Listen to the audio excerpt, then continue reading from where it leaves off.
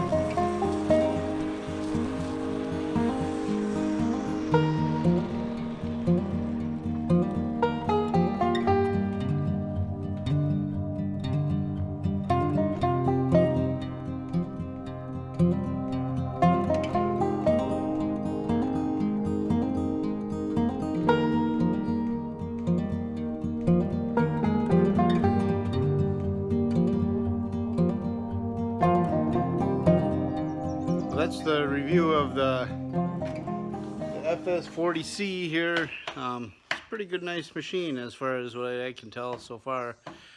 Did have some problem with the string. It kept binding up. They had it wound too tight in the head, so it would bind up a little bit. But hold on a second, I'm gonna turn this around.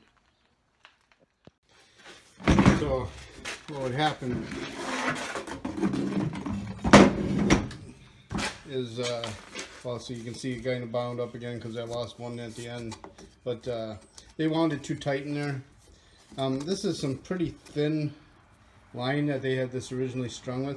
One thing that's nice is my wife, our whole yard is loaded with ground cloth for the garden, so we got a lot of this string. But like on the old one, that stuff would bind up in his head, and there's no way to take this head off except to, you'd have to unbolt it and then take the pin out and then pull the shaft out to clean that out. But this whole head drops right off, so you can clean any of that like ground cloth or anything, or any wire or cable that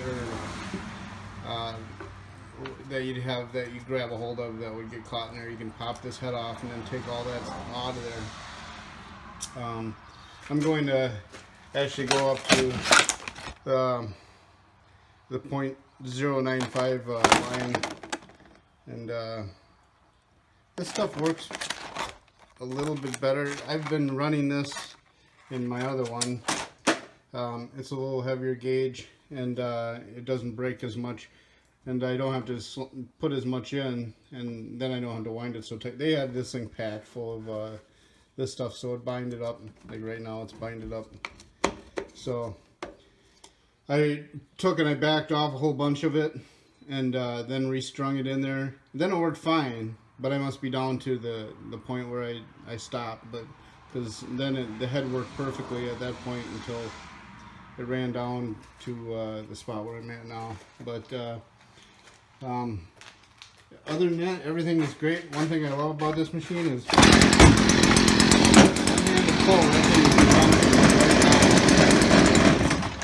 I mean, just 2 fingers on the back of my truck, I got a half a pull and the thing was running. So that's one thing I really like about it. That other piece of garbage, that thing would, you'd pull your arm off trying to get that thing started. So as far as the review of this, it's a for 180 bucks, you can't really go wrong.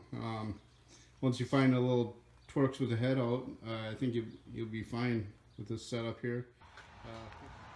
So there we go. I definitely would recommend buying this thing. I wouldn't have a problem. You know, I've never had a problem with Stihl products. That's why my chainsaws and the leaf blowers, and now finally my weed trimmer is all that brand. I don't know. I just never had. I have Husqvarna too. Them are pretty good.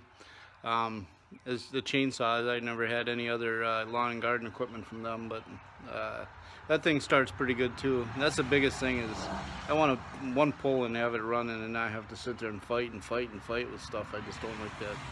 But you know, as far as the line trim, that's a minor issue. So I'm just gonna go to a heavier line and then just not wind it so tight, and I think it'll be good. But I am gonna see if I can find a brush cutter. I did cut into the brush a little bit in the front, but I'd like to get a little deeper into there because I need to clean that ditch out, because if we get a heavy rain and it builds up in my driveway and I can't get down farther. So I'd like to knock that down too. So, all right, well, have a great day. Thanks for stopping by. All right, peace.